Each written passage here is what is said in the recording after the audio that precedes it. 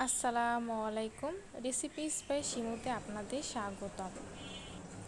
আজকের দুপুরের আয়োজন ছিল ইলিশ মাছের পাতলা ঝোল। মাছটাকে ভালো মতো কেটে ধুয়ে পরিষ্কার করে নিয়েছি।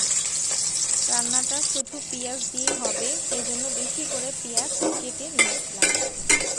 কিছু পরিমাণ পেঁয়াজ শিলপাটায় বেটে নিয়েছি।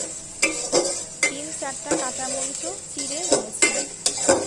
প্রথমে কড়াই গরম করে কড়াইয়ে সামান্য পরিমাণে সয়াবিন তেল দিয়ে তেলটা গরম হয়ে গেলে পেঁয়াজ কুচি দিয়েছি।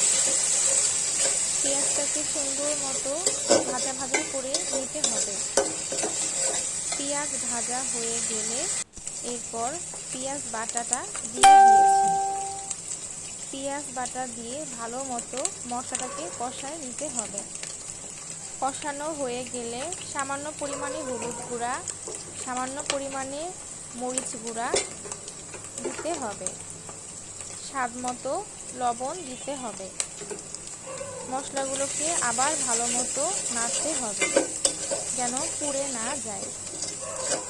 সামান্য পরিমাণে পানি দিয়ে আবার মশলাটাকে ভালো মতো কষিয়ে নিতে হবে। মশলা কষানো হয়ে গেলে আবার সামান্য পরিমাণে পানি দিয়ে আবার মশলাটাকে ভালো মতো কষিয়ে নিতে হবে।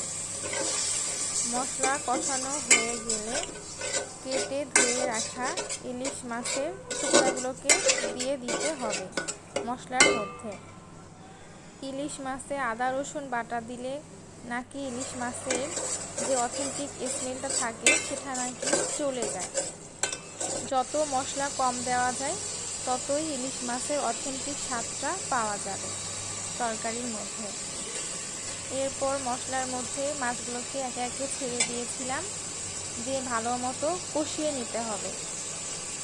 ইলিশ মাছের মধ্যে মশলাগুলো যেন খুব ভালো মতো ঢোকে। এরপর মাছগুলোকে সুন্দর মতো মশলার মধ্যে এপিট ওপিট করে ভালো মতো কষিয়ে নিতে হবে। এরপর পরিমাণ মতো ঝোলের পানি দিয়ে দিতে হবে। মশলা কষানোর সময় আমি কেটে রাখা 3-4টা কাঁচামরিচ চিড়ে রেখেছিলাম, ওগুলো মশলার মধ্যে দিয়ে দিয়েছিলাম। এতে করে তরকারি থেকে খুব সুন্দর একটা স্মেল আসবে। এরপর ঝোলের পানিটা কমে আসলেই হয়ে গেল ইলিশ মাছের পাতলা ঝোল। নামানোর আগে অবশ্যই লবণটা চেক করে নেবেন।